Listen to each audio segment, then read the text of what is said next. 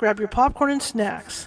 Find a comfy spot, take a seat or lie down, and let me transport you to a place of fantasy, ghost stories, ancient legends, odd creatures, alien encounters, and other magical topics. You may even decide to join the conversation. From faraway lands to your own backyard, with a small dash of pixie dust, turn out the lights and open your minds. The journey is about to begin. Good evening, everybody. Boy, it's nice and warm. I'm going to make you all jealous again back east because it is heckin' nice and warm here in California. Tomorrow, oh my gosh, it's only April. It's going to be 91. Unbelievable. Friday too. You know, it's going to be 91. I cannot believe it. Yikes. I hate the heat. The only room I have air conditioning in is this room right here in the studio. Anyway, that's my issue, not yours. Welcome. My name is Charlotte. I'll be your host for the next hour. And we got a good show lined up for today. I'm really excited. It's a person that's a personal idol of mine over the years, and I can't wait to talk to him. In the meantime, my name is Charlotte, and I am the owner of the California Haunts Paranormal Investigation Team, based out of sunny Sacramento, California. We're 35 strong up and down the state, and we have people out in just about every county in California that are available and willing to help you with any paranormal needs that you have. But we also have people in Oregon and Washington, Nevada, and also in Hawaii. Okay? So if you're in any of those states, you're covered. We got you back. Anyway, welcome. If you're watching from YouTube, please be sure to subscribe. There's that little ghost down in the bottom right hand. I believe he's in the right hand corner. And he's got a magnifying glass, and he's got a Sherlock Holmes hat on. He's our little ghost investigator, and he'd like you to subscribe. We've got over 230 videos over there, and yeah, it's all kinds of topics. It's not just ghostly topics, it's all kinds of stuff. All right, and I think you'll like it once you start perusing there. Okay. Anyway, I want to welcome our guest. It's going to be a phone-in interview tonight because he just he doesn't feel like being on camera, so I'm fine with that. Considering who it is, I am happy just to have him. Dr. Barry Taff. If anybody knows that has been watching like paranormal TV over the years, and I mean over the years, because I used to watch him back in the days when he was like on In Search of, and yeah, he goes back a long way. He goes back almost as long as I go back, if not more. And I'm excited to talk to him. He's investigated haunted Hollywood. He's investigated the one that I know that I'm not going to say popular, but one of the most famous cases he's done. Excuse me, here. One of the most famous cases he's investigated is the Entity case, and that was made into a movie, and he was also a consultant for the movie. So I'm really excited to have him on. And from what I understand, reading his bio, he's branched off into studying aliens, alien encounters and stuff. So it should be an interesting hour. So I'm going to have to call him. So give me a second so I can do my dialing for dollars. I still say I need like dialing music like David Letterman used to have. He used to say, "Hey, Paul, give me some dialing music." That's why I needed some dialing music. Let me get a hold of Barry. Wonderful thing, cell phones. There we go.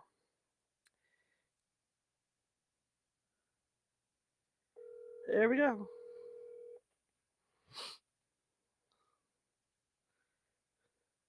Hello? Hi, this is Barry? Yes. Hi, this is Charlotte with California Haunts. How you doing? Good, how are you, sir? Pretty good. Great, I'm so excited to have you on the show. Well, thanks. How are you doing today? Okay, I was just, computer's going crazy on me. Other than that, just a normal day. It's starting to get hot here. Oh, yeah? In the 90s today. They said tomorrow will be close to 100. So, I just don't go out because I've had too many skin cancers, and they told me to stay out of the sun. Absolutely. So I'm staying out of the sun. So where are you located? Now I'm in Temecula, which is about 80 miles north of San Diego. Okay, cool. Yeah, we're going to be 91 tomorrow. Yeah, where are you at? Sacramento. Oh, yeah, hot. Yeah. So it's getting there. It's kind of early for it, though, but I mean, okay, I'm fine with it. Usually May, like for May, it's May gray. For June, it's June gloom. So usually those 2 months are cool. Right.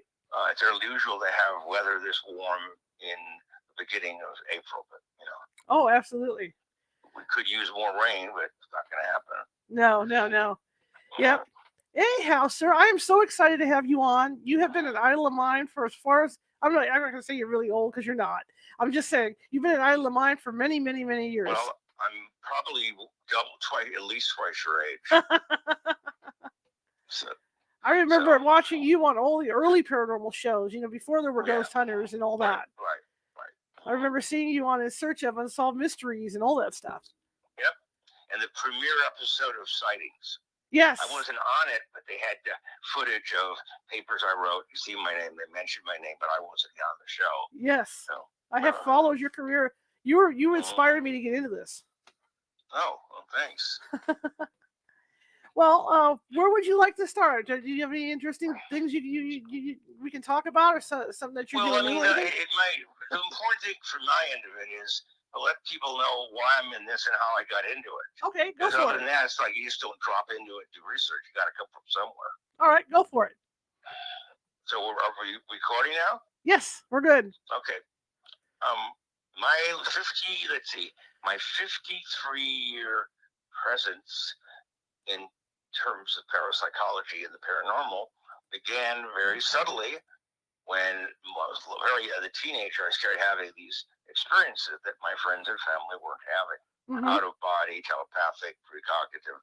And I thought, how come I'm having this and my friends and family are? In fact, one of the things that developed very early on in me almost got me kicked out of school when I was 10 years old.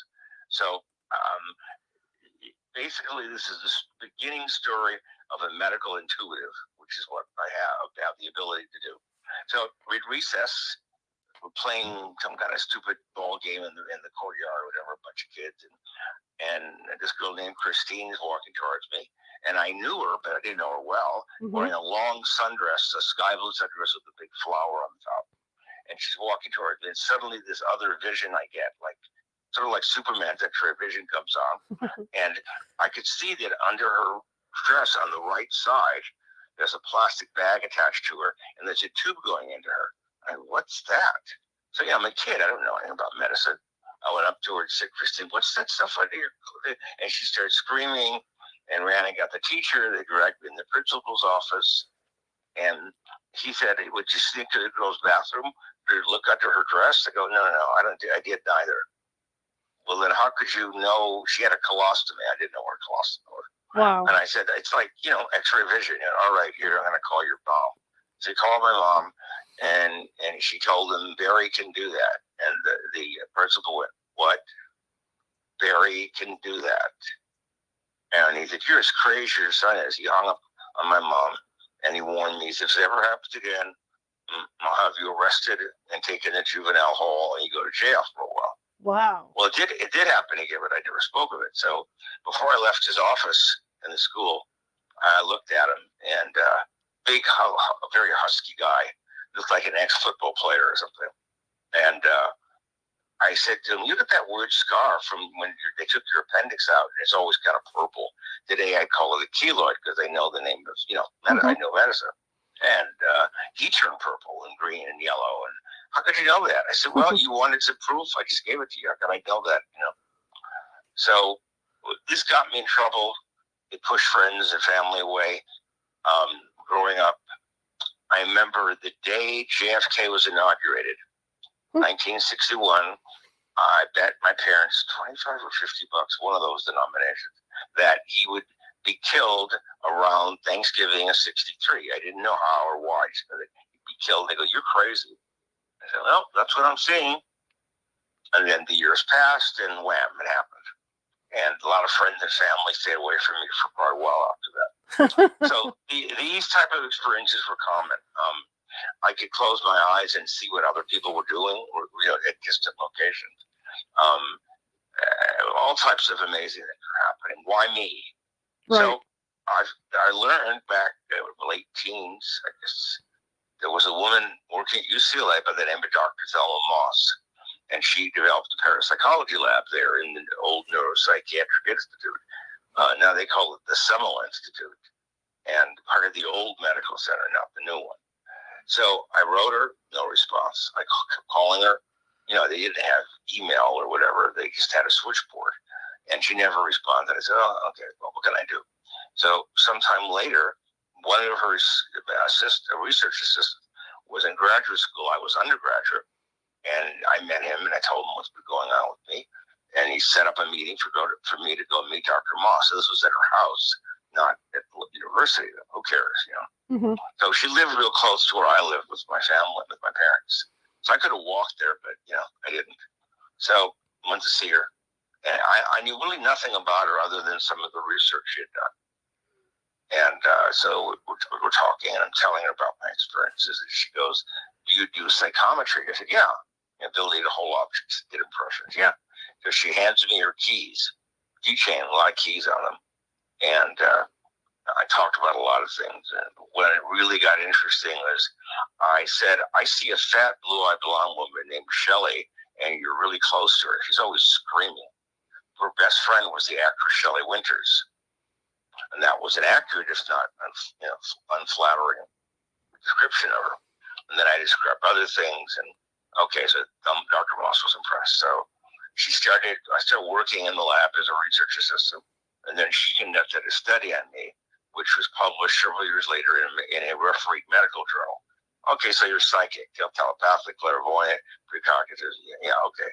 But again, why me? Why not my friends and family? Mm-hmm. This weekend, the thing is, what's different about me? I mean, I don't know. It's just Dr. Moss thought that the reason my abilities developed so early on was because I'm short. I'm not a big guy. And because of that, I compensated. I said, yeah, but I was a little kid. I didn't know I would grow up to be tall. How would I know? But anyway, so I worked in the lab, and three things I was doing there. I was initially an undergraduate, and I worked as an assistant there. And then as I finished got my dissertation done and got my doctorate, I became a research associate. So I did two types of research. One is in the lab, and the work in the lab was pretty simple. I came up with a way of a positive learning paradigm to teach people to become better psychics. In other words, can you enhance the ability in someone? And it's sort of like if you're going to race cars, you got to build up muscle memory of hand-eye foot coordination and stamina. If you're going to fly jets in the military, you need the same thing. Or if you're a dancer or whatever, or an athlete. So develop the program. And if you want to read about the program, go to my website and read. This is barrytaff.net, and read the article entitled "Learned Psi Training to Be Psychic." And yes, some people can be trained to do it, others cannot. And when it works really well, to the point where it's unnerving because things happen that makes us question the reality we live in. Mm-hmm. And I mean, it was real simple. It's described on my website, but be like, we had a group of people, and we have a new person come in, a stranger. We told that person to think about someone you know really well, family member, your husband, your wife, your sister, your mother, your dad, whatever. Someone you work with, really, really well. So this went on, and it was sometimes it was startling in terms of the details. We'd verbalize our impressions. We were in a sensory deprivation environment when we got to use. It was dead quiet. You couldn't see your hand in front of your face. So the only thing we had contact with was our own mind.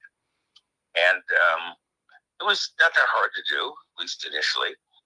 And it was very successful in some respects. And we didn't know it, but Dr. Moss was having people come into their research, and they were wearing civilian clothes. We didn't know who they were. And it was CIA and DIA and NSA and DARPA and all this stuff. And we didn't know they were because they were dressed like normal people. So one time, one of them gave us a target, and we started rattling off information. This was in 1971.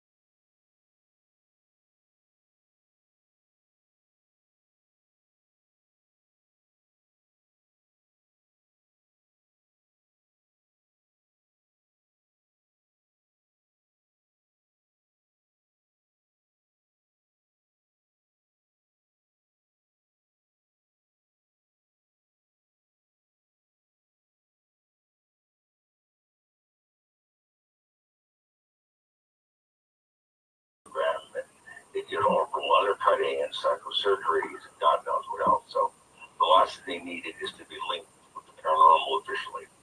So they said no. So the work went up to Stanford Research Institute and the remote viewing program developed and continued on there. And to show you how extraordinary some of the information we got is, let me explain. Okay, we know we can see what's in front of us and what's around the corner, and what we see and we smell and we taste and we feel. That's normal sensory perception. But what if you're able to see something that's miles away that hasn't happened yet? Mm-hmm. So this girl comes in that Dr. Moss referred. She was another volunteer, and we didn't know anything about her other than her first name. And so we go to our progressive muscular relaxation, and we start rattling off impressions of the target she put up. And we didn't know who the person was, and we described his home in great detail, both the inside and outside of the house, and this and this and that. And we saw really something odd, like decorations in the kitchen. We talked about that. And then a number of us started saying that he was very badly beaten and mugged. And of course, so we stopped. She takes the control. Mm-hmm. The person was our target, and she's giving us feedback as to what we did. And so, yeah, his description of the house was perfect. Detailed, even the strange arranger in the kitchen was accurate. Mm-hmm. We got its name right, but it sounded strange when we said it, because we didn't know what it was. But about the mugging and beating, he's never been mugged. Okay? So, we miss some, we get some. So it doesn't work perfectly. A couple of days later, the girl calls me from the lab. She says, remember the other day when I came with your group? Yeah. Remember I used someone I knew? Yeah. Well, at that time, unbeknownst to her, certainly unbeknownst to us, he was being viciously beaten and mugged in San Francisco. So the question is, she didn't know it. How do we know? What's the connection? And that always kind of freaked her out. I guess this is a lot more complicated than we ever imagined. And in some ways, it's the ability to access remote information. One last story. This is good. Sure. In terms of it. Another time, we had bored doing it in real time. It was relatively easy. It worked very well. We thought, let's do our first precognitive session. And it was simple. Instead of working on a target supply that evening, we were going to try to project our mind or consciousness forward 7 days, the next week. Describe the first randomly target. We don't know who it would be or what the person. So we start describing a tall, blue-eyed blonde woman, very attractive. And we describe her clothing. And there were 23 empty chairs in the room people could sit in. And, we start describing it. And we see her sit in our vision. We see her sitting on one of the chairs, which had a number on the bottom of it. And then we see a 3-story home in the Hollywood Hills, a baby grand piano. And then we see a tall man, about 6'4", 6'5", dressed in all black boots, black pants, black gloves, black hat, black mask, black cape, black shirt, black gloves, and an imposing sword. We thought we're losing our minds. What the hell's going on? So a week later, 2 people came in from third parties who didn't know what we had done the week earlier. And each person was given a little envelope with a piece of paper in it, opaque, and sat down. There were 23 available chairs, so people sat where they wanted to, except in my chair, and I had the controls for the lights and the tape. And, so we rolled dice and told everyone on the packet, open it. Whose number fits the dice roll? And this girl goes, mine. Oh, that's my number. Okay. So we told her, listen to a tape we made, and if it fits, you stop it. If it doesn't, let it go. Okay? So she didn't know what to think. And the tape's running, and she's here, was a perfectly accurate description of her. Even to the clothes she was running. We named the chair she sat in. In terms of the number she did sit in, and the number was under it. Couldn't see it. We just 3-story home in the Hollywood Hills. That's where she grew up. Baby grand piano. They had one in her home. And then the tall man dressed in black with the sword. And she turns to me and she said, how do you know who I am? And I went, what? Well, how do you know who I am? What are you talking about? She says, I'm Tony Williams. I go, and who's that? My father was Guy Williams. He played Zorro for Disney. Wow. And even when I say it today, I get goosebumps. She goes, wait, when did you make the tape? A week ago. What? But I didn't know I was coming here until hours ago, and you randomly chose me, and I said, how could you see the future? That's the problem. In other words, if the future is random and chaos, the chance of getting an accurate precognitive information source is almost astronomical. But anyway, that's some of the work we went on for years, thousands of sessions, and it's discussed on my website.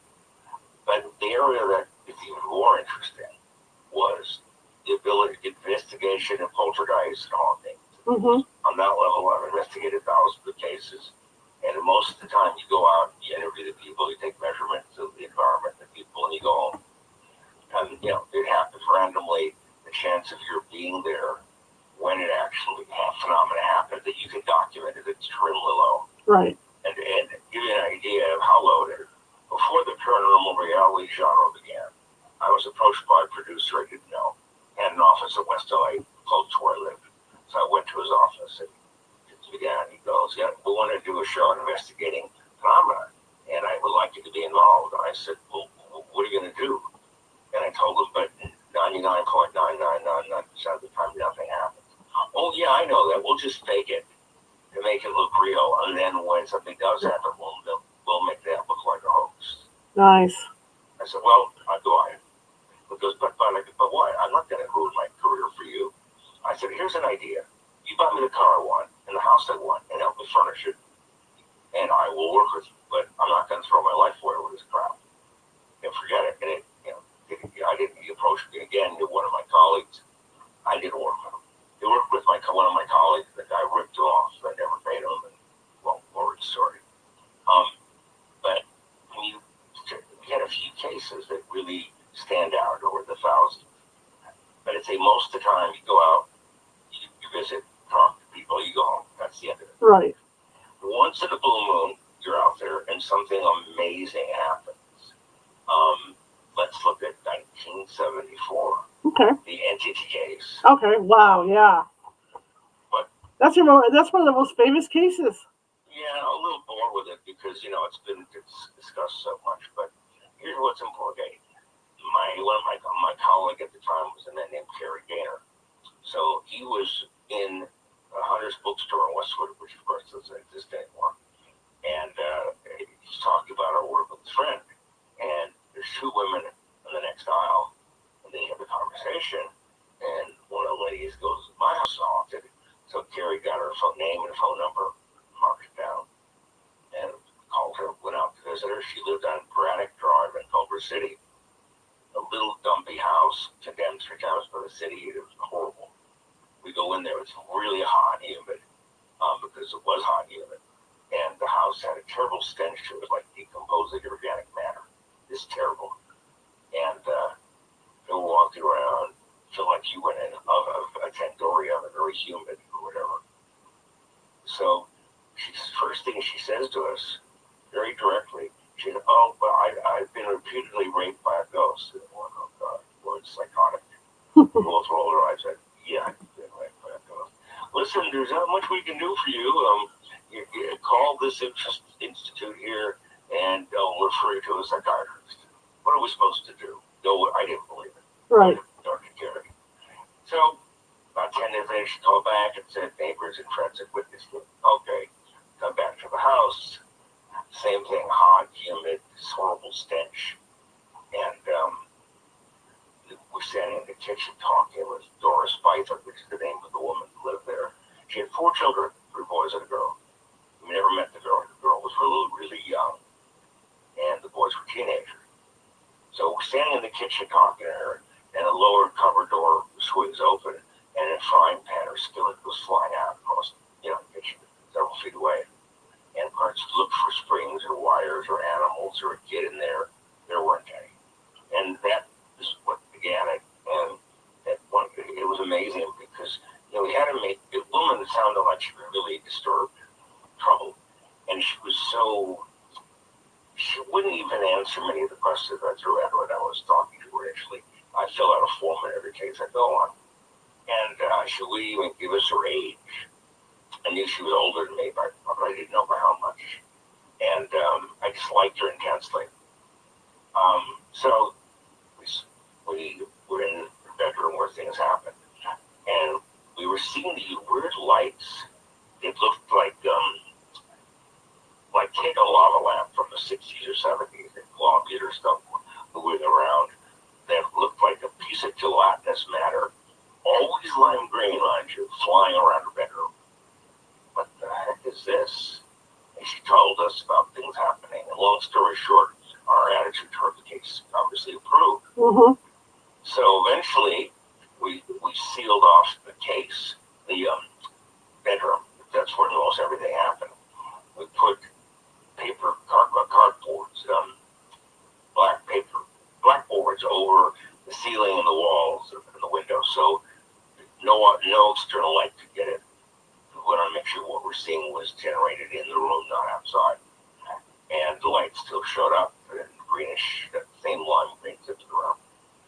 And it's in my book, Aliens Above, Ghosts Below. Chapter 2 is all on the entity case. It's the full article. I got 30 pages linked to the case. And so at one point, we started seeing lights swimming around. And they coalesce in the corner of our bedroom. There's about 20 of us with 5 professional photographers firing on cameras. Kodak Tri-X film, but that's the best we could get then. We could push it from high ASA, and so these lights they come together, congeal, and it's a large man, well over 6 feet, 7 feet, big musculature. You see the head, the neck, the upper torso, but no definitive caricature on the face. Just it was a man, and in that same lime green color. And then we're taking picture after picture. Well, I thought, this is great. This is film, no video, none of the stuff we have today. And of course, phenomena stops, and we go and develop the film, and the only thing we saw on it was a ball of light with a tail like a comet, which we never saw. But we did see lights flying around, but they didn't look like a comet. And then we were back in our bedroom again, sometime later, not the same day, and the lights had been around. We fired off cameras, and you can see that door. This is in my book and on my website. The website keeps dropping my photos, and I don't know why, since they belong to me. But anyway, you see Doris sitting on the bed, and there's a bright arc of light that frames her, goes up and over her. And what's significant about this light is that behind it, 2 walls meet perpendicular, 90-degree angle to each other. And if this light was a projection by some source of fraud or hoax, the light should be bent in accordance with the wall, but it's not. It's in free space. It's a beautifully incredible. We had some clowns from the Skeptical Inquirer evaluate our case, and they claimed that the arc of light was a hair follicle floating in the air. What? Yeah, I said, well, how old were you guys when this case? Oh, we were little kids. I go, you're still little kids. It's a joke. And I said, it's amazing how you people can be so adamant and so absolutely sure of something when you weren't there to experience it. But, anyway, at one point, when I got a call from her, and the fuse box had been ripped out of the wall and just missed her. Candelabra flew at her, candlestick flew at her. And a couple nights we got back and came back, and something had torn off all the poster boards. Now, we had poster boards where we got pictures of these lights. We didn't know their speed, where they were coming from, going to. There was no reference. Now we had a reference. Each board had a number and a magnetic orientation. And lights seemed to avoid that area, or, the hot. Didn't let them happen much more of them. Anyway, what happened, we brought, we were there in our bedroom again. We spent about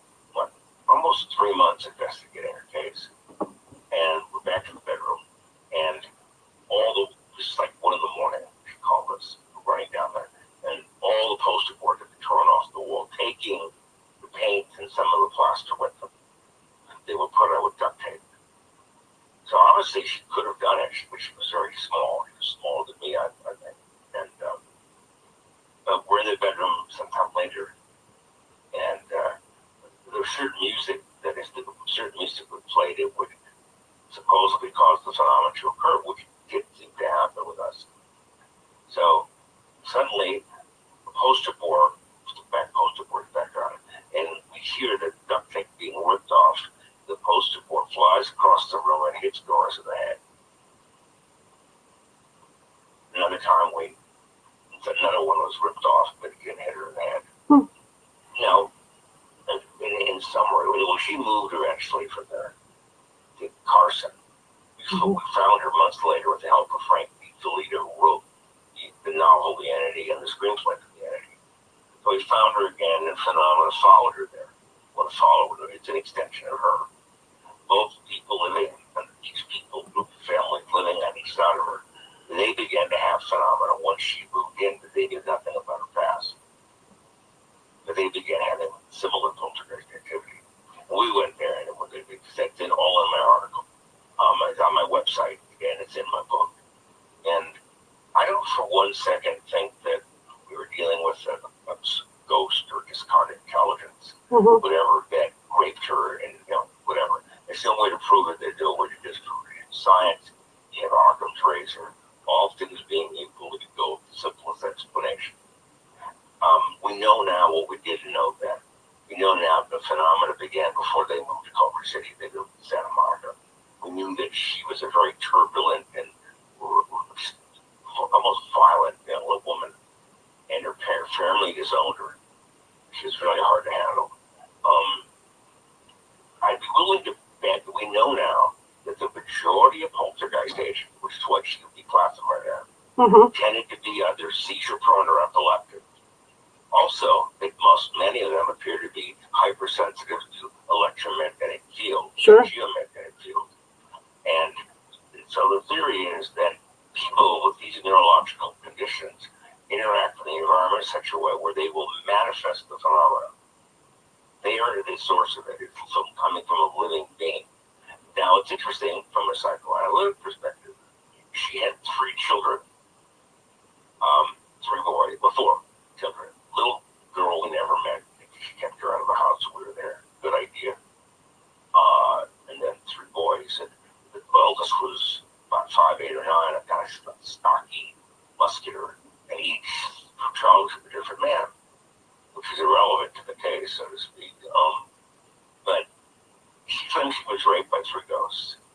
2 smaller ones held her down, and the larger, bigger one raped her. A little too coincidental in terms of the children, the male children she had.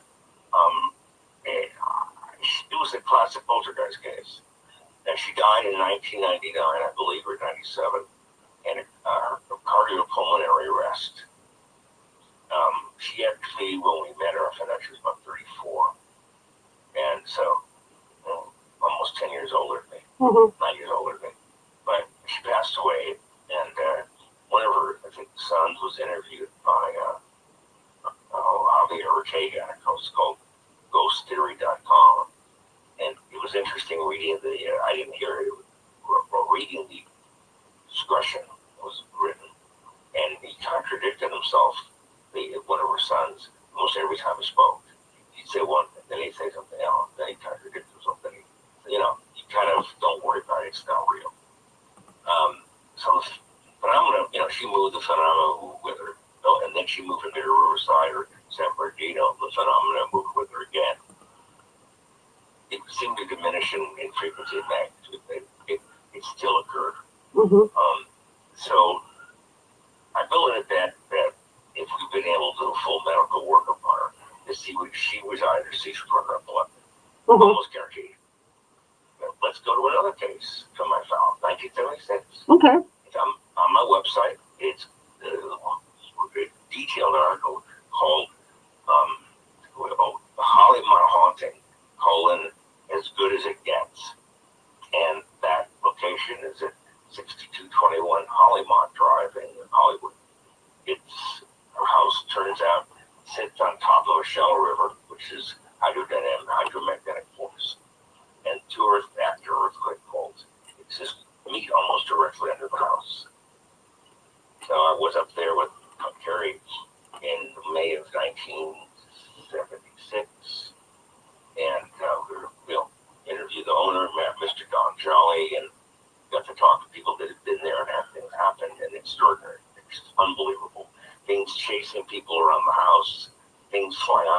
around the house dropping. And when we got to move in, it became rather dramatic and obvious that something extraordinary was going on. And, we got to live there for 10 days when the house was in escrow. And fire spontaneously broke out for no apparent reason. We had a camera crew come over from KTTV, a journalist named Connie Fox, who was chased out of a house by flying objects. And a sack of napkins flew at her.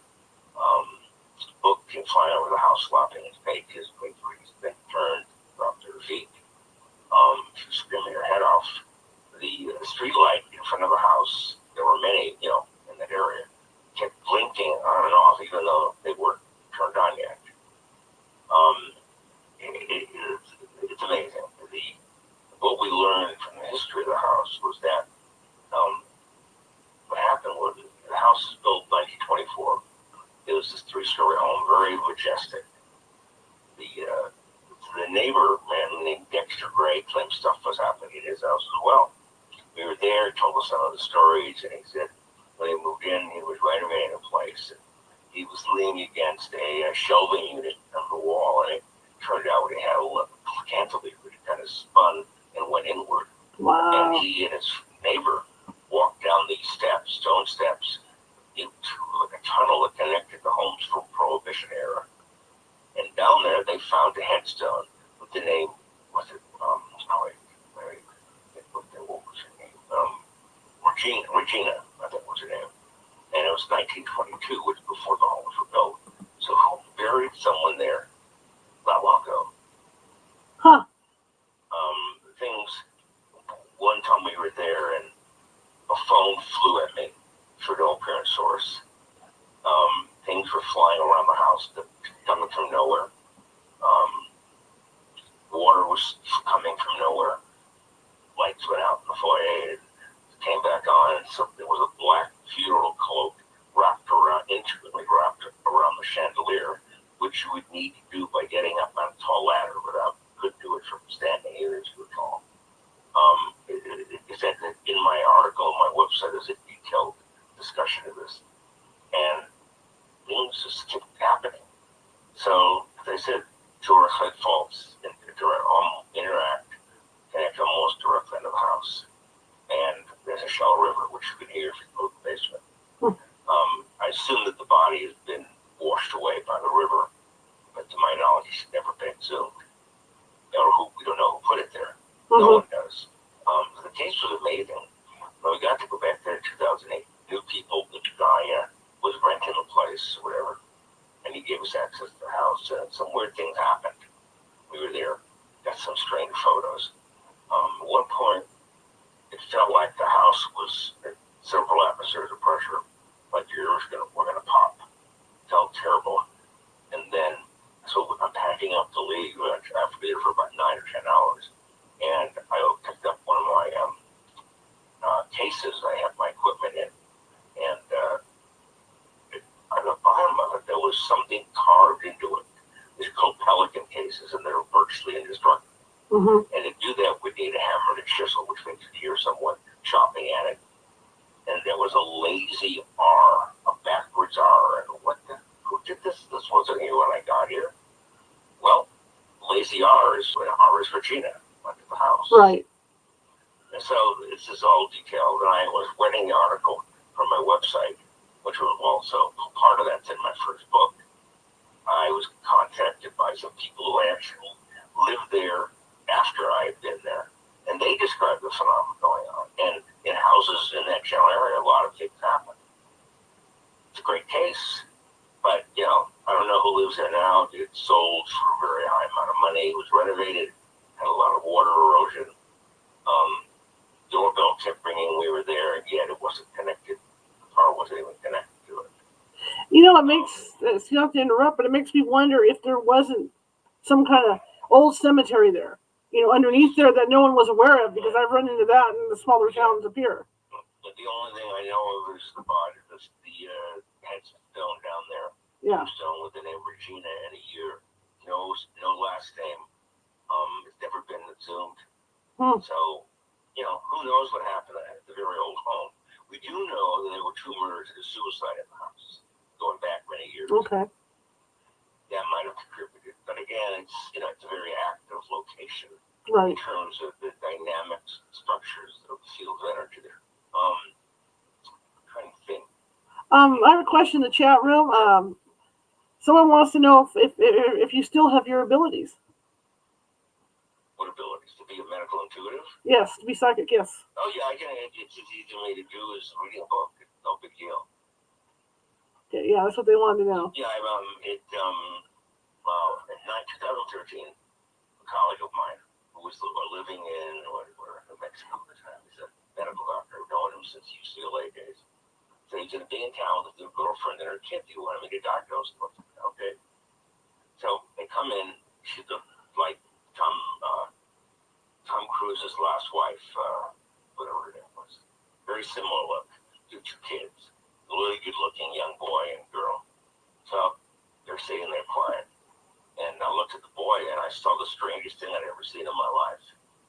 The frontal lobes of his brain were missing. Whoa. And I said, my friend, the colleague, what? His part of his brain is missing. He has cortical encephalopathy, or encephalitis. And, well, but it looked like instead of being normal matter, no, just a vacuous chamber. So that freaked the mother out. How could I know this?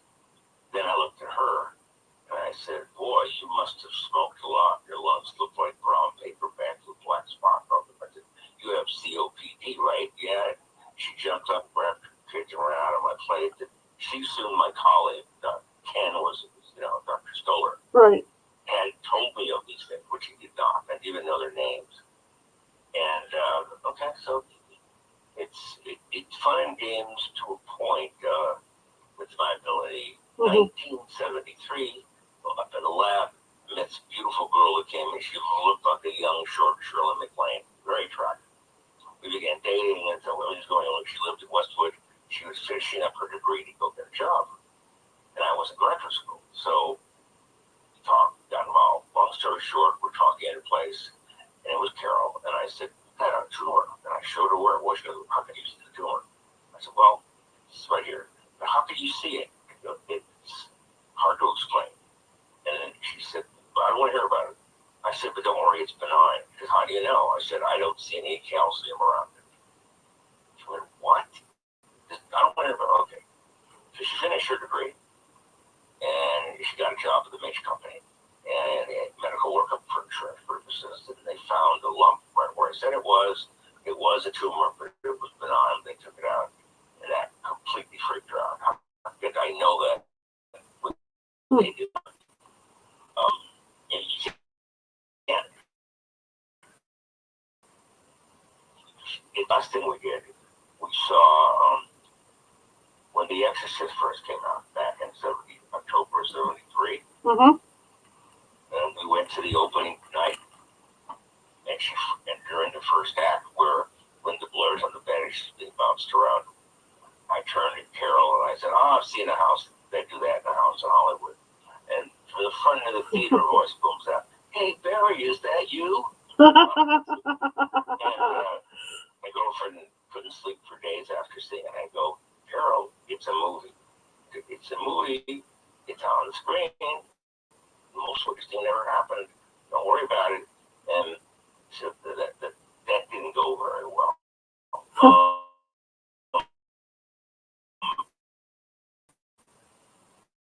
The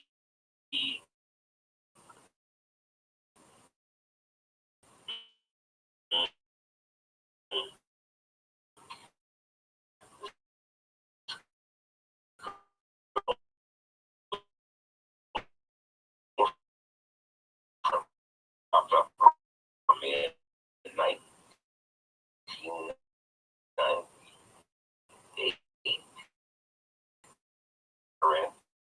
I knew she got really weird. So we're talking at front. She's right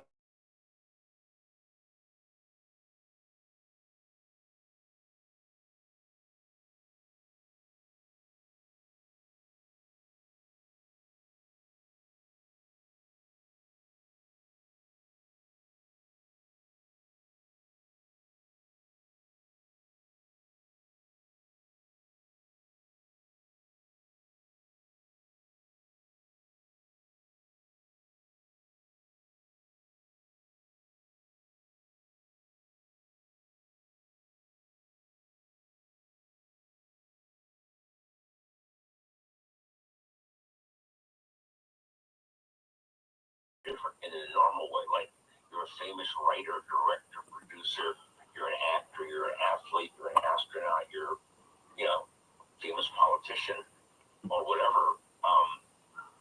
Okay, people look up to what they're doing. Well, that's great. But if you're different from other people in a way that's not consistent with other people are different, like you're gifted psychic, you can look for people like your glass. It's fun and games, and they run away from you. Sure, they're after it. I understand it, and I've never been married, don't have any kids. Right. I tell people, either the women think I'm nuts, or they make me look normal. And either way, it's a recipe for disaster. I met a girl before I left LA, like early 2015, online, beautiful, looked like a young Joan Collins, my stereotype. So we're talking on the phone, I'm looking at pictures, and I said, look, I have to ask you some questions about yourself. Okay, you don't want to answer, you don't have to. Okay. So I said to her, you're beautiful beyond words, but you look sickly to me. On the phone, I said, I think you've been sick your whole life. Yep. She was born a blue baby, and she's been a boy, she would have died. Been sick her whole life. Again, constant, with many different problems. And she's like 42 now, or 43, whatever it was. And so she's been sick her entire life. And it keeps getting worse as she gets older.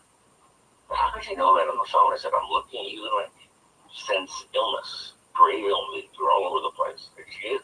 I said, I don't want to meet your wife because I'm really sensitive to people who are sick. My parents came to me once and I said, okay, let's see, if you're psychic, tell us what's wrong with your dad. My mom's husband, my father. And I said to my mother, is it visibly discernible? No. Okay. So I sat down next to the couch and gave my thing, high ankle hernia. My mother said, you guessed. And I only said one thing. So, I've been able to do this since I was a kid. Right. It seemed normal to me. In Man of Steel, when it came out in 2013, the first act where Clark Kent is a little boy in school, and his X-ray vision cuts in, he's looking through people. Right. That's almost exactly what happened to me. I didn't freak out and run and lock myself in a closet, easy vision now, in doorknob. But as far as, what the hell? I'm looking up. Why? I don't know how. What was interesting, apparently I can't wear a watch. They speed up and then they fail. Mechanical watches, electronic watches, batteries fail quickly, and then the movements get magnetized. And I've had some very high-end watches, so I've given up the idea. I've had cheap watches and I've had really expensive watches. The last watch I bought was my favorite, a Tag Heuer F1 Curium, beautiful. Not the best watch I've ever owned. Yeah, I had a couple months, battery failed again, and then all the metal in the item in the watch became magnetized. The problem is, you magnetize metal by running a magnetic field back and forth across it. It realigns the atoms of the molecules. It turns it to a conductor element. But how can your wrists do that? Biomagnetic fields are extremely weak to the point where we can't measure them with conventional instruments. You have to have a superconducting instrument. Interesting. Do you have to do some kind of, excuse me a second, do you have to do some kind of preparation before you go out on investigation at all? No, make sure that all our instruments have batteries that are properly charged, that they send, there's no problem with them. Make sure I bring form to fill out. I fill it out myself. I don't have them do it. And been thousands of cases, and once in a while you're in the right place at the right time, and it's amazing. There was a case in the early 70s in Van Nuys, and it's a couple of kids, and they were finding money floating down from nowhere. $5, $10, $100 bills, thousands of dollars. I said, are you declaring this to the IRS? They go, no. I go, then what's the problem? You have free income. Phenomenon, psychokinetic manifestation, poltergeist type of stuff. Really interesting. And I said, well, can I live here? Well, I guess we kids get help. You could use the front end. Can I live here?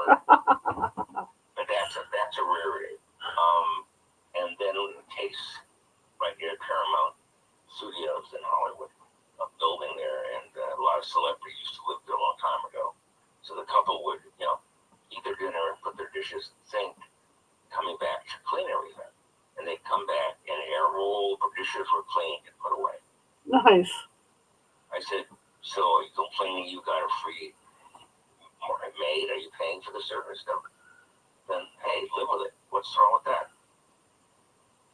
But the whole thing, to show you how strange this is, poltergeist agents, I told you they have very unusual nervous systems. Mm-hmm. And if you put one of the instruments I have near them, it is able to measure their biomagnetic field, which turns out to be millions of times stronger than the average person. You take it to measure a normal person who don't have these problems, it won't pick up their magnetic field. It's too not sensitive enough. You go to the poltergeist agents, wham. And so the question is, I would say I almost died in 2015, and I moved out of LA, and I'm now living in the desert.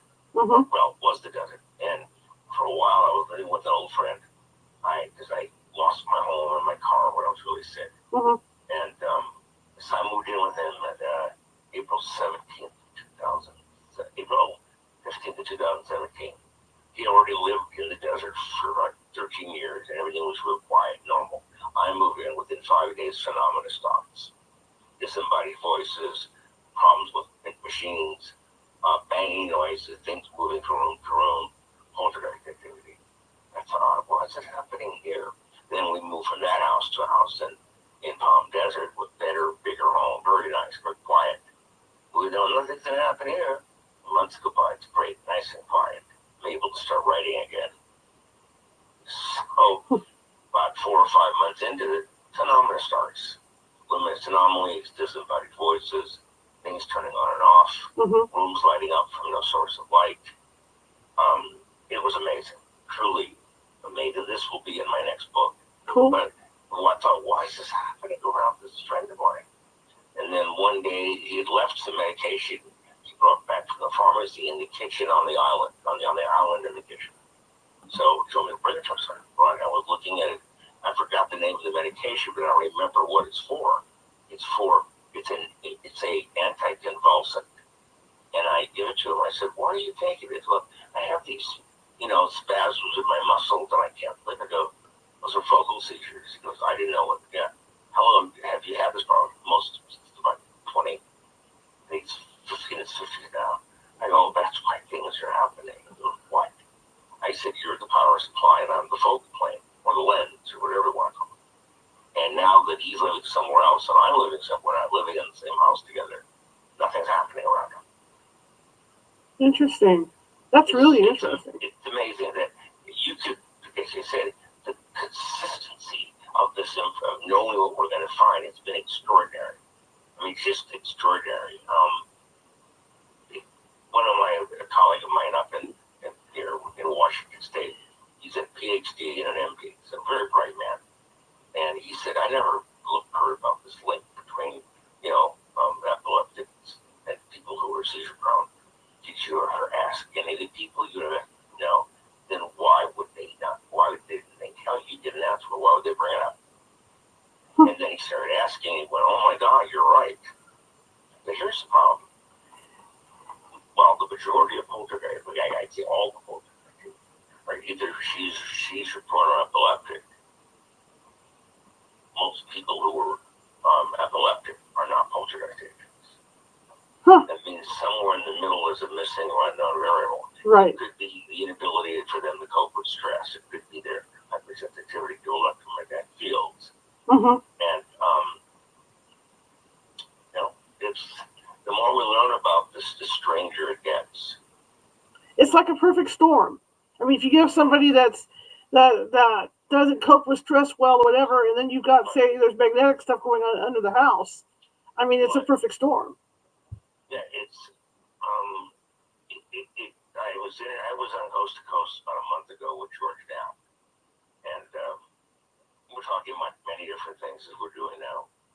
He mentioned to me that I told him that a show that was involved called The Skinwalker, or whatever, The Skinwalker. Right.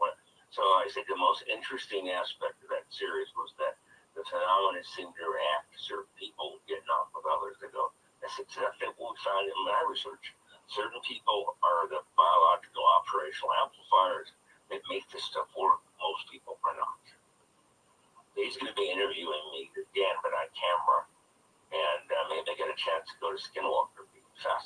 That would be cool. That would be very cool. But the thing is, see, here's the whole thing with this. If we can see the future, if precognition is real, and I know it's real, it implies that we're just guessing randomly and occasionally fits the event, which I don't believe in. Right, right.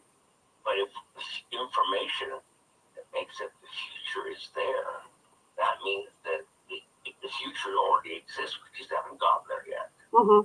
Mm-hmm. And that if information appears to come from the past, we call that retrocognition.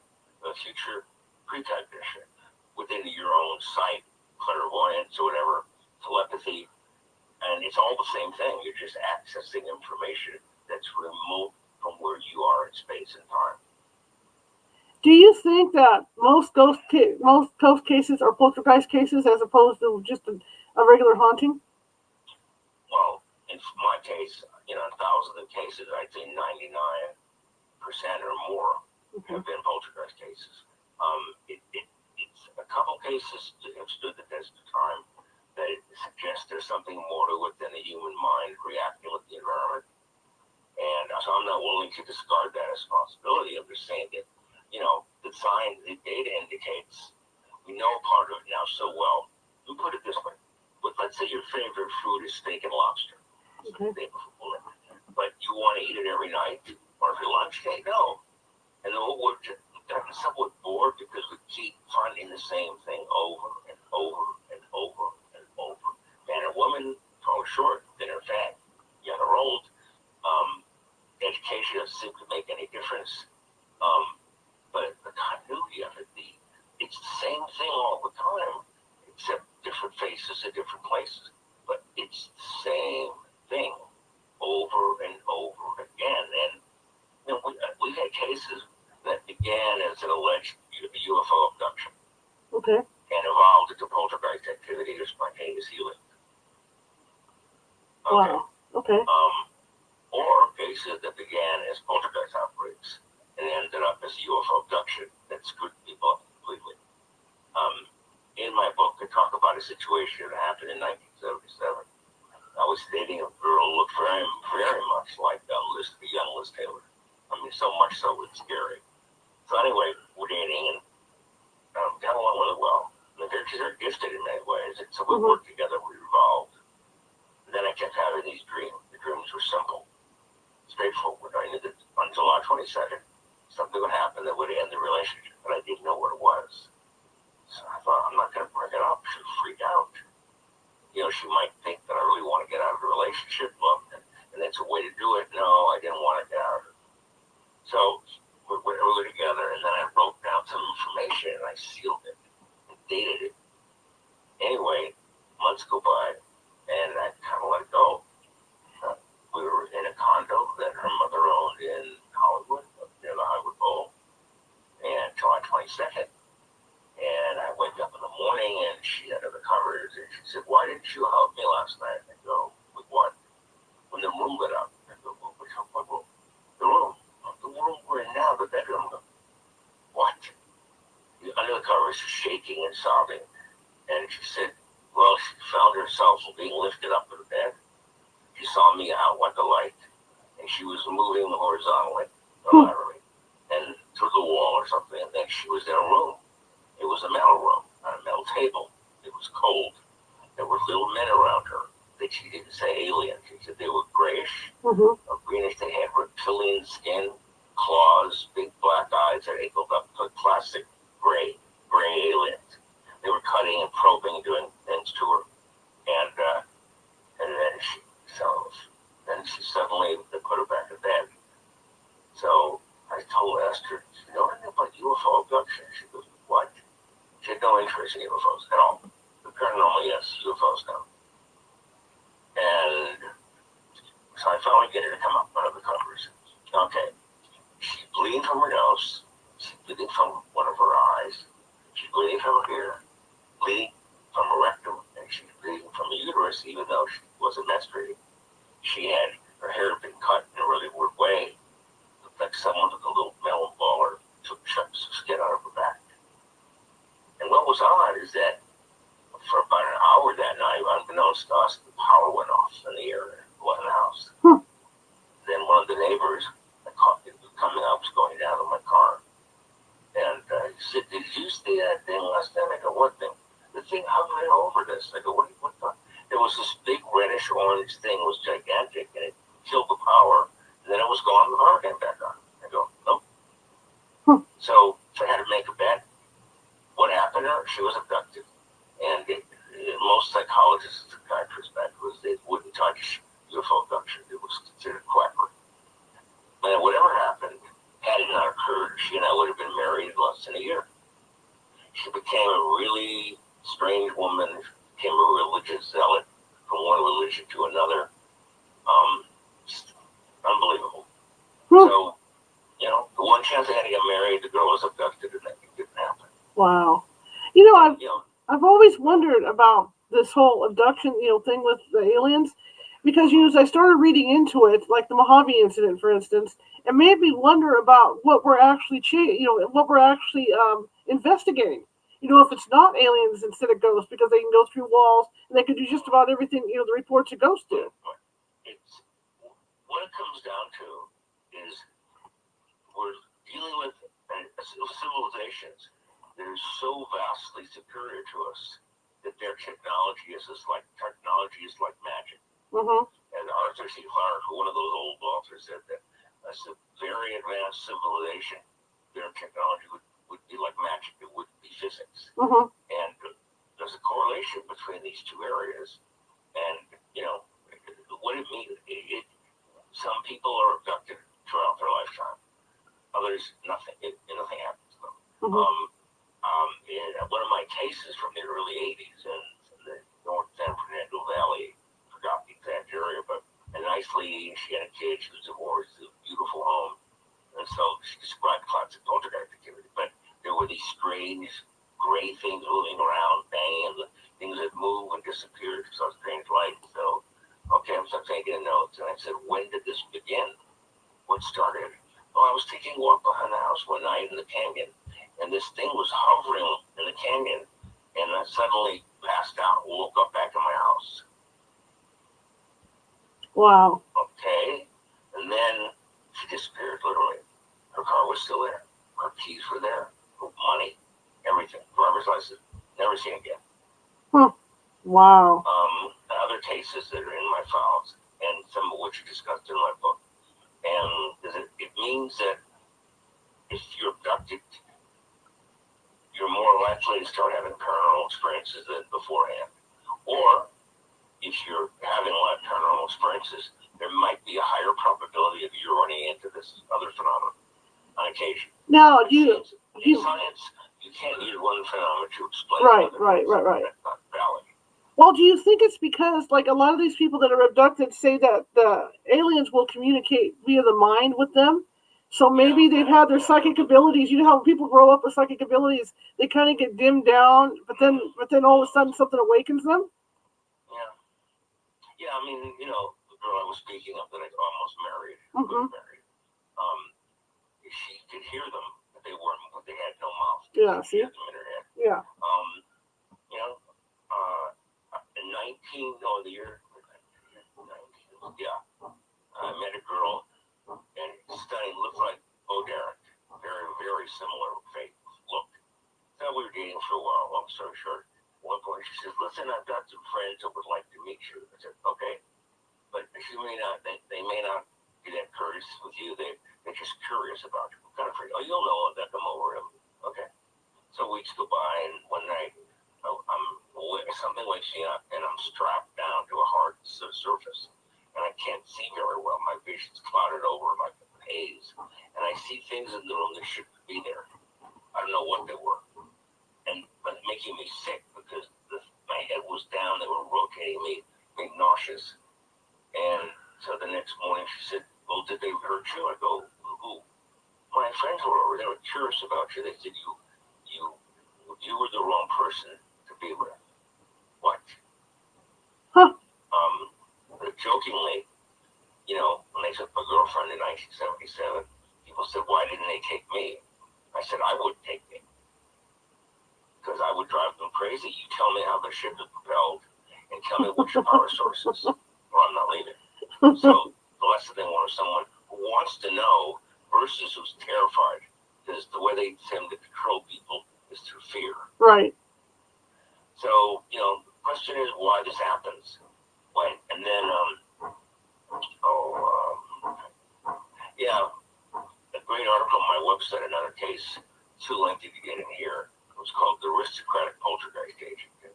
I knew this girl, we were really young, kind of weird to me. Even for me, she was too bizarre. Her name was Susan. And then in the mid-60s, 70s, it called out. She was living in houses with girls, sharing a home in somewhere in the San Fernando Valley, and all this stuff's going on. Strange water is coming from nowhere, and water started pouring out of her nose and everything. But it was fresh water, which is impossible because there's no fresh water in her body. It's saline. So poltergeist activity. And then she disappeared for a while, was gone. Called in October 2008, talked. We're going to get together. I don't know where she was living. I think up north. I forgot where. Then she moved again. But she's poltergeist agent. And guess what? She just happens to be epileptic. She wasn't surprised. Wow. So it's the point now of I've had my steak and lobster too many times. Right. It's always the same. Mm-hmm. I mean, one another case which is on my website, article people might enjoy it. It's called Cielo Drive. What did I call it? What did I say? Yeah, it's about Cielo Drive. You'll find there's two articles. One is really long. One is a little shorter. Mm-hmm. The Ultimate Field Laboratory is the second title. Cielo Drive Convergence, the Ultimate Field Laboratory. I worked in a case for more than a year, and I stopped going there because I kept getting sick when I was there. As did 68% of the people who came through there. The very high amplitude magnetic field there was tearing people apart, including the owner. And I have good evidence. People have told me they know him better than I that he has had seizures. So, again, same thing. Interesting. Yeah, it does seem like that. I mean, even with like people that are autistic. Yeah, no, these people tend to be more functional, and there are a lot of people that are seizure prone that never get kindled to the point of having a seizure. They may not even know it.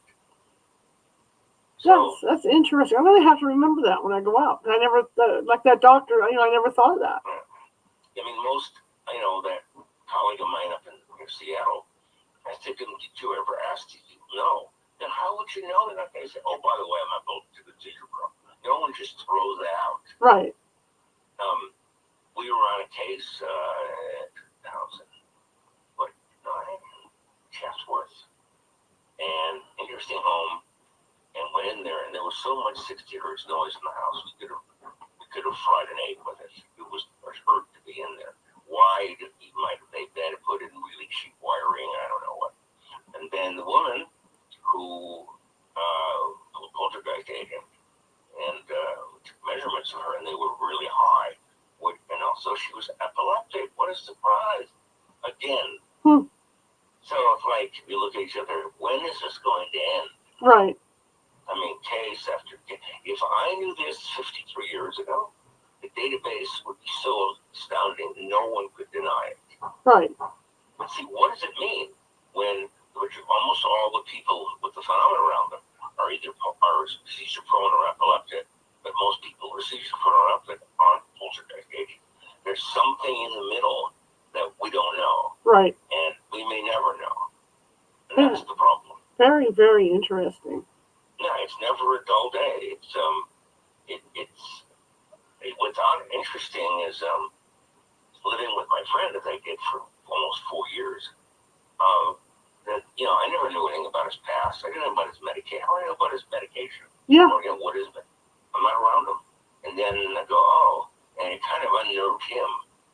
But things happen. We were together. Rooms would light up from those sorts of light. Things start moving. When he had a dog, and the dog would see something moving and start barking at it because he knew there was no one touching it. Mm-hmm. The dog would react to something that we couldn't see. Of course, all my instruments are in Los Angeles, so I couldn't use them anyway. But it's astounding. And the minute we think we know what's happening, for everything we learn, there are 100 more questions. Right. Right. And that's the problem. Is that this stuff doesn't. There's so many problems with it. It challenges our concepts and precepts of reality. And the bottom line is, with all this, is the past information still exists. The future's information already exists now, and information of things long far away from us are available, which means that we can access anything. And there's some evidence suggesting that our long-term memories are not stored in our brain. Mm-hmm. Short-terms are. That the long-term are stored in a power field that we access when we grab this information. Well, that's a remote viewing process, which means that's the way we function. This is all very normal. There's nothing paranormal about it. Right. Right. And we had one time this actor, a lot of people from the industry came to our groups because we had a director, and I didn't know at the time, but Dr. Moss began her career not as an academician. She began as an actress and a writer. She wrote a movie called The Colossus of New York. It's actually a pretty good film, very well thought out, very well made. Her maiden name was Thelma Schnee, or Schnee, which German means snow. What happened back in the 70s, there was this actress, she passed away, named Susan Strasberg.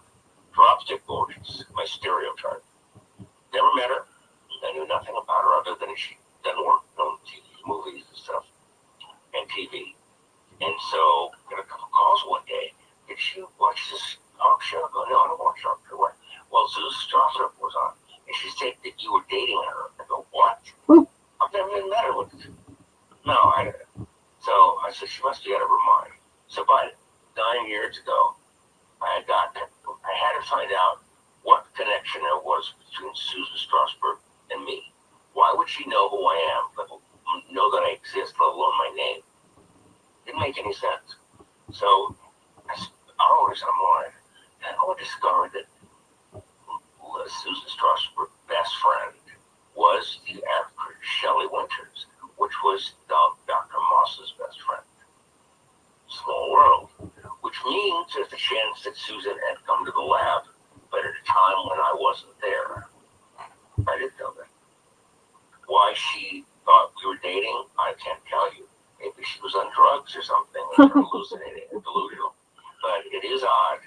See, Susan met her husband, she divorced them, through Shelley Winters. And so it's a weird thing. And then I was in a Xerox place in Fairfax in Sunset that they had really low prices. I was Xeroxing some business plans to send out to people. Mm-hmm. And there was this tall guy on my left. He says, "Hey, you Barry Taff." I go, "Hi." I go, "Hello." And he told me his name, Larry. Okay. Remember me? I go, "No." Used to date my sister. I go, "Who?" He told me the name. I said, "I've never met her." He was a famous actor. Never met her. "Yes, you did." "Nope." "I remember your silver Corvette." "I had one, but I never met your sister." He said, "I asked you to drive it. You wouldn't let me." Right? I don't let anyone drive my car. So, what are you talking about? I don't, okay. Sometime later, I'm at a deli in, it's in the San Fernando Valley, in the west, near Laurel Canyon and Ventura Boulevard. Mm-hmm. A deli. So we're having lunch with friends. My friend says, "Look at that girl keeps staring at you." Turn around. That's the sister of the guy who asked me if, how I'm doing. And I go, "You know her?" I said, "Oh, she is." "You ever go say hello?" I go, "I don't know. I don't go up to strangers, especially famous actors, and start talking to them. I don't." So, okay, we all leave. Finish. This was in Studio City, I think, or Encino. Okay, weeks later, I'm back in the Xerox place, and there's the brother named Larry. He said, "My sister was really pissed off you didn't come over and say hello." I said, "I don't know your sister. I'm not blocking out the memory of her. I never met her. I don't know her." So I said to him, "How did I meet your sister?" "Oh, through Susan." "Who?" "Susan Strasberg." That's it. I gotta go. So, what do you make of it? God only knows. The whole thing is just, so I'm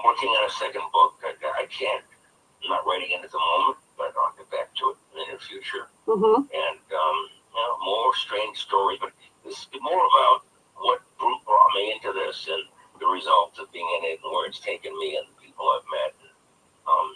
It was interesting being in the lab because I was in a situation where you could do serious research rather than waiting to interview people out in their home somewhere. Right. So it was a great time to be in the right place at the right time. Although UCLA couldn't wait to get rid of us. And then we did eventually lose the lab. We got all the facilities and services, didn't have funding. I did apply with the National Institute of Health, the National Science Foundation. They were actually very interested in what I was doing. But UCLA said, nope. The medical center, nope, you can't get linked to them. It would politically incorrect. And universities exist on endowments. And if UCLA was suddenly linked to formal paranormal research, parapsychological research, the university would look like they're crazy and no one would give them money. I can see that. That's kind of what happened. But there's in my article, on my website, an article called Legacy's End about the lab and everything and some unusual things that happened as time went by. Then a dream I had that represented the demise of the lab, which was very frightening. And it's life. I mean, I don't know if there wasn't a lab and there was no Dr. Moss, I wonder what I would have ended up doing. Because I don't know. I mean, it was interesting when I got my doctorates in 75. I applied for jobs all over the world, by mail. There was no email, there was no internet, there was nothing back then. And I sent out with letters and nothing. Many months, many more months go by, like about a year later, a few trickle in back to me, and they said, "How dare you ask us to hire you?" What? We don't hire celebrities. What? Because I've been on ABC twice, CBS twice, Fox a couple times. Well, Fox was KTV then. I've been in the Daily Bruin 3 or 4 times. I was on the cover of UCLA Monthly. And the part of it was good publicity. No, it was terrible publicity. I made the front page of the View section in 1976 in the LA Times. They said, no, we don't hire celebrities and you would produce a hostile work environment. What do you mean? Well, people would either be frightened of you or they would be constantly asking questions. They'd never get their work done. Oh. So that was the end of ever getting a real job based on my education. Because my background scientifically is psychophysiology and biomedical engineering. Right. We wrote a business plan based on our work, and it took my time and energy to do it. Before I left LA, we submitted it to a very large company. They're a multinational company. I won't use their name. And the main guy, the head of development, read it, and he went nuts. He loved it.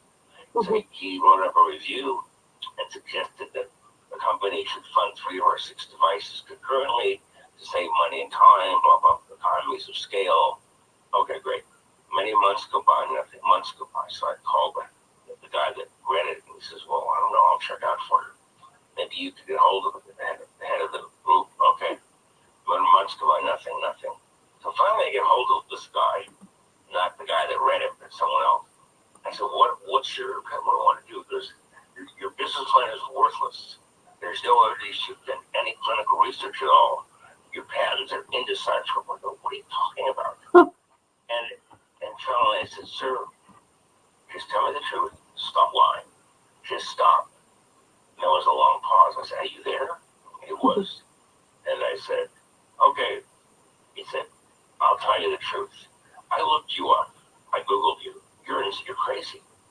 The ESP, the ghost stuff, the aliens, you're full of shit. We're not going to give you money. You're probably a con artist. Boom. And the minute I found out you were, I threw your plan in garbage. Wow. That's what happened. If I had not gotten all the publicity and appeared on all these shows and TV things and involved with the movie, The Entity, and all that, maybe that, if you're guilt through association. Absolutely. I have a psychic on my staff who is a nurse, and she told me that she overheard after she was hired. She was an administrator for an ER, and she told me she overheard them talking in the break room about the same thing. That had they known what she did for her hobby, they probably wouldn't have hired her. Right, because they think you're nuts. Yeah. Mm-hmm. Absolutely. So, it's the nature of the beast. What can you do? Absolutely. But the guy, if he didn't lie to me about what he read, which he didn't read a word of it, because if he did, he couldn't have said what he said. Mm-hmm. And so some people are upfront, others aren't, but finally he admitted the truth. And then we rewrote the plan, we changed the name of the company, and we took my name out of the business plan. Wow. So, but still, we learned, like everything in the world, it's who you know, not what you know. Right. And so it's like if you're trying to sell a script, I've written a lot of scripts, it's not about the quality of your writing, it's about the packaging. Meaning, you have to have a director linked to the project signed on, and at least one of the stars of the actors signed on, if not two of them. Without that package, no one will talk to you. Mm-hmm. Why should they? It's a waste of time and money. Right. So with the business plan, you got to be provided of the company to the back door, the side door, through someone they know and trust, and then they'll talk to you. And it was interesting, decades ago, Cedars-Sinai offered to buy and develop some of our devices. And the deal they offered us we would have been paying Cedars-Sinai money rather than paying me money, for us money. And they said, remember we were there at a conference with the heads of the hospital. And they said, well, will these devices be less or more expensive than what we currently use? Like, well, the two diagnostic ones would be less expensive. But the other one would be more expensive. Why? I said, well, is your new Mercedes more or less expensive than your old one? There's the answer to your question. Nothing new is cheaper than what came before, but we developed a new form of diagnosis, and it rapidly tells you what's wrong with your internal organs without imaging, without blood being drawn, measuring the electrical biopotential of your body. And we can tell with your heart, your lungs, your stomach, large small intestines, your bladder, your gallbladder, your spleen, your liver, your kidneys, reproduction, metabolism, boom. Within minutes, we'll tell you where the problem is, what the problem is, and the severity of it before clinical symptomology appears. But getting to the right people has been like squeezing blood from a stone. Yeah. It's who you know, not what you know. Absolutely. All nepotism. Absolutely. So my next question is along that line. For people that want to, that think they have, these abilities, even normal psychic abilities, what's your advice for them? Well, it depends on who they are, what they want to do with their lives. But if they get too engrossed in this, it might and if they get a lot of publicity, it might seriously impact their lives in a negative way. You gotta, you're living in, think about it. The human condition in the Western world, you go to school and grow up. You get more education. You get a job. You get married. You have kids. You get old and you die. That's it. That's the way we live. But if you're taking a different route, meaning you're going to basically do something in a way that normal people don't, or other people don't, people are going to be afraid of you, and they're worried that you might be seriously crazy. Not you, but whoever.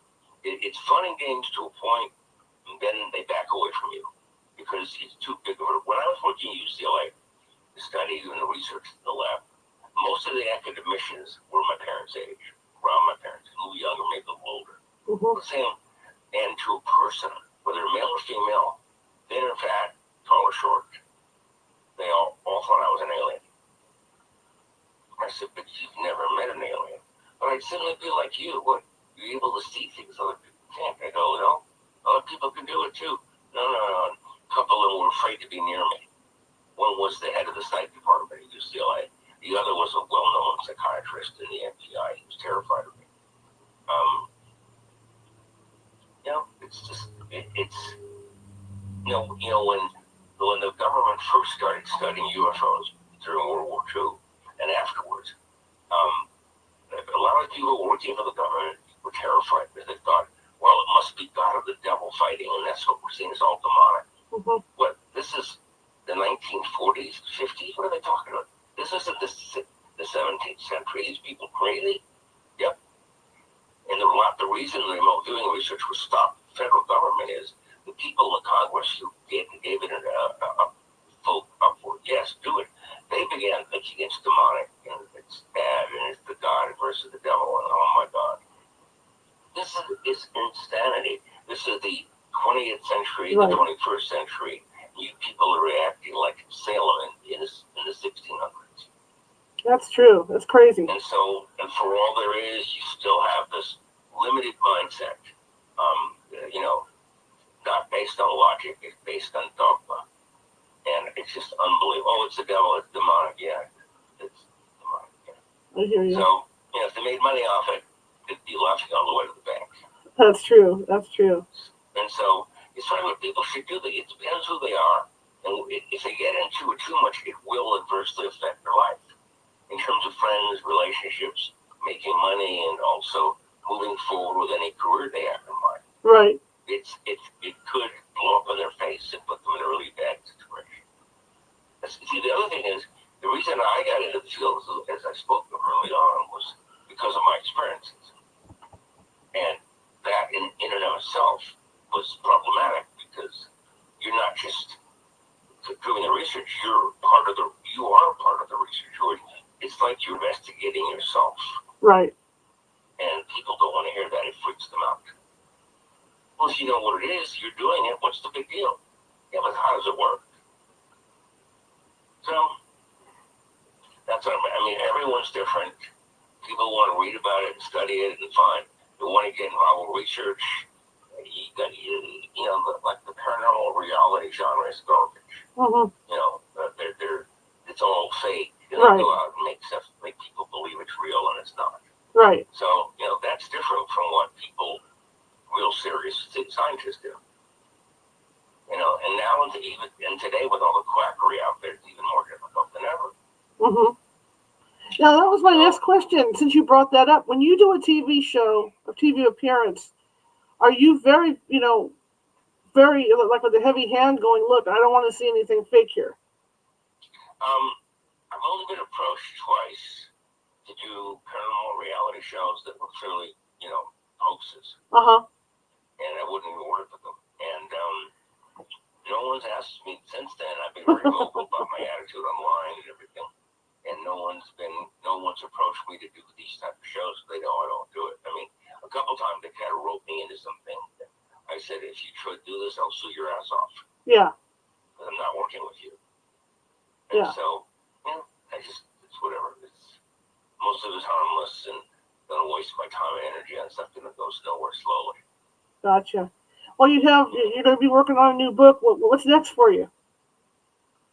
After the book, it's got a lot to do on the book. Because right now I can't write this situation. I'm good situation here. But, I'll write it. I'll finish it. And it's going to be far more controversial than my first book. In fact, one of the criticisms I got, actually more than one, this years ago, a woman said, she loved my book and said, why did you keep talking about girlfriends you had? My response was, because incredible phenomena happened while we were together. That's why. Who cares about who I'm dating? I don't care who I'm dating. Why should the world care? Only bring these things up because phenomena occurred when I was with them. Other than that, big deal. And then another person said that, well, the science, and then you suddenly crack a joke. Well, it's a way to loosen tension and make people pay attention. I don't know. Mm-hmm. Mm-hmm.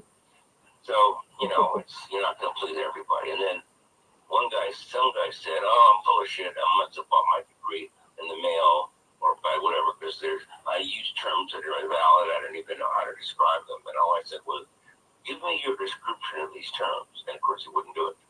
Right. So it's just a debunker, and I'm not going to just waste my time on that. I hear you. I understand.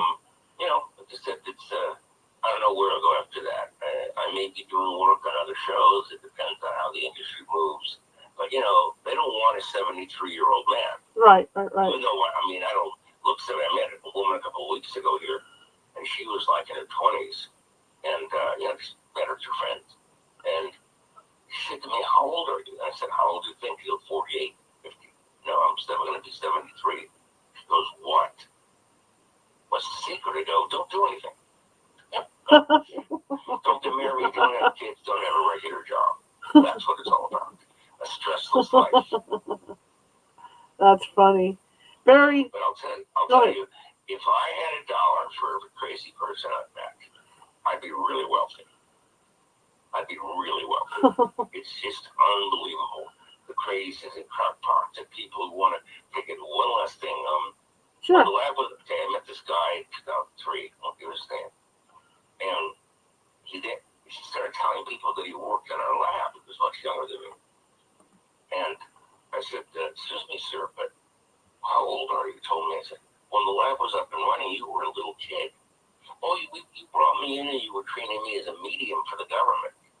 We couldn't have worked with you because there's laws prohibiting it at that age. We didn't work with anyone to be a medium. You're lying. Stop lying, or I'm going to have to do I just write an article on your fraud. Mm-hmm. Of course he did. And this has happened maybe 100 times in my life where people have come forward that are just making it up to get publicity. Wow. So, what do you do? Yeah. Yep. You're going to get that because you're famous. That's why. Well, I'm a legend in my own mind. You are. You are a legend, that's for sure. I want to thank you for coming on.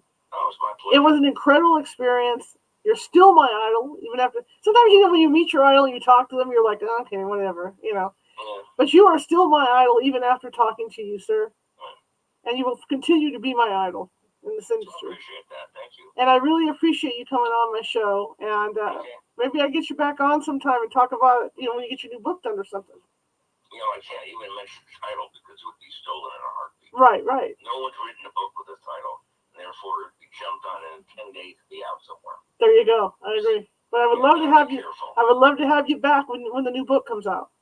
Okay. Talk to you soon then. Okay, Barry. Thank you. Have a good evening. Okay. Thank you. All right. Bye-bye. Okay. What can I say? Barry's Barry, right? Anyway, I'm sorry. I apologize for the technical stuff. I think again, every time this happens, it's always some big event that happens in Sacramento. So I honestly believe that because they made some arrests in that shooting that happened over the weekend, I think that's what it was. People were coming home to watch the news, and this is what happens because practically everybody in my neighborhood has Xfinity internet. So the drop-offs were from my end tonight. And it was funny because I even have an internet enhancer, and I would switch like the first time I dropped off, I switched back to my regular internet. And the second time, like right now, I'm on the enhancer, and I was still getting little notes off to the side that the internet was shaky. So it was weird. It was really strange things going on. But I'm glad we got through that. I kept him on extra to make it up to you guys. So I hope you enjoyed the show as much as I did. He's truly a legend. The guy's going to go down the history of paranormal investigation if he hasn't already, But I thank you all for putting up with tonight, the two drop-offs. And like I said, I apologize. But it turned out to be a good show. He's a great guy, real nice. And I hope to see you guys tomorrow. Tomorrow, our old friend Sandy Nichols is going to come and come by and talk to us about his haunted property and his alien encounters and stuff like that. So he's going to be with us tomorrow. And the last time he was on, that went 2 hours because he and I got along just great, and we just kept flowing with the flow. So just be prepared. But I want to thank you guys for coming. I have Barry's contact information as well as his book and all that I can show you before the end of the show. If you like the show, share it with 5 people. If you hated the show, share it with 5 of your enemies. After tonight, there's probably some people that hated the show. Hey, equal opportunity here. If you would feel it in your heart, not every show goes like this where I have drop-offs, but if you feel it in your heart to subscribe, that would be great. It's that little ghost down in the lower right-hand corner with the Sherlock Holmes hat on and the magnifying glass. We have a lot of good shows. Not all of them have drop-offs like that, but it happens, Also, you see that thing flashing at the bottom of the screen. That's because, we don't make money to do this show. We don't make money to go out and investigate the paranormal. I pay for it all. It all comes out of my pocket. So if something breaks, I have to pay for it. If computer dies, out of my pocket. Mic goes down, out of my pocket. Headphones, boom, gone. So if you could help me out a little bit, because in addition to that, I've got Xfinity bills. Maybe you could help me out to get better Xfinity for the month. That would help too. Get some donations in and upgrade my Xfinity, or go to AT&T or somebody. But any amount would help.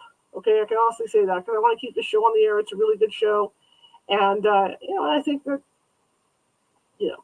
I think we produce a pretty good show.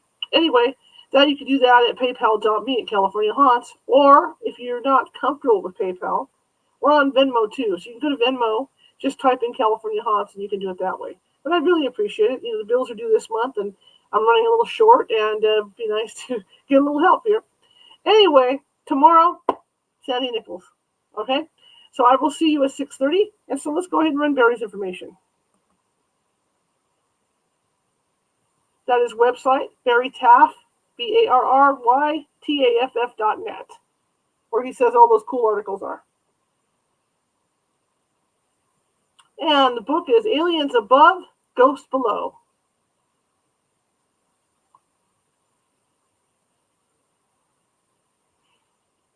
And of course, Amazon. And I'm sure it's available elsewhere as well.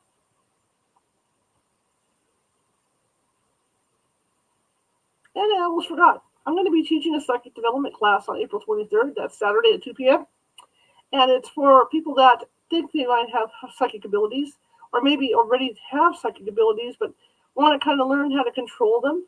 Because when you first start out with your psychic abilities, that's something you have to learn, is how to control them.